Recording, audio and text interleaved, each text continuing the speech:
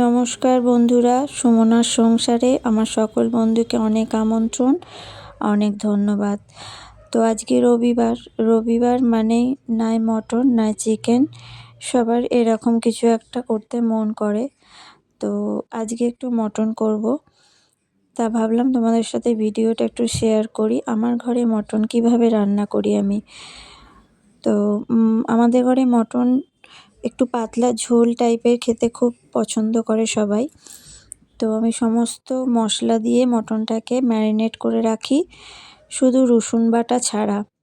পেঁয়াজ, গুঁড়ো মশলা, ধনে জিরে সমস্ত কিছু দিয়ে, সর্ষের তেল দিয়ে আর একটু টক দই দেব। টক দই দিয়ে ম্যারিনেট করে রেখে দিই। তো এবার দেখো, বড় বড় করে আলু কেটে সেগুলো ভেজে নিয়েছি। আর গোটা গরম মশলা আমি চিকেনে দিই, মটনে ফোড়ন দিই না, শুধু শুকনো লঙ্কা, তেজপাতা আর জিরেটাই দিই।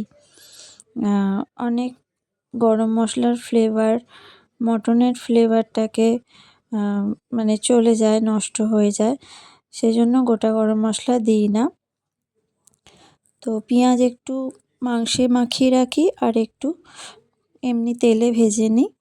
তারপরে রসুনটাকে আমি তেলে কষিয়ে নিই। মাংসের সাথে রসুন মাখাই না, চিকেনের ক্ষেত্রেও আমি তাই করি। তো এবার টমেটোগুলো দিয়ে একটুখানি কষিয়ে নেব সেদ্ধ হওয়ার পর্যন্ত।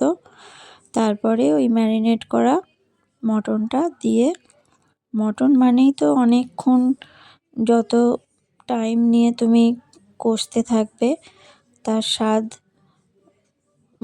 অনেক গুণ বেড়ে যায়, একটু সময় লাগে। আর মটন খেতে যেমন সুন্দর, তেমনি করাটাও অনেক সময় সাপেক্ষর ব্যাপার, অনেকটাই সময় নিয়ে করতে হয়। তো আস্তে আস্তে মটনটা তেল ছাড়ছে। তো এবার জল দিয়ে দেবার আগে আমি নুনটা দিলাম।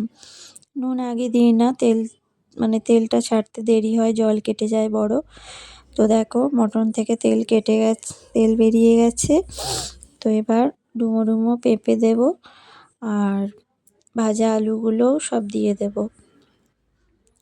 দিয়ে হয়ে গেল আমাদের সানডের স্পেশাল মাটনের ঝোল আর ভাত। আর কি লাগবে বলো? মাটন থাকলে আর অন্য কিছু দিয়ে খেতে ইচ্ছাই করে না। আমার ভিডিওটা যদি তোমাদের সকলের ভালো লাগে, লাইক করো, কমেন্ট করো আর সাবস্ক্রাইব করে দিও। ধন্যবাদ।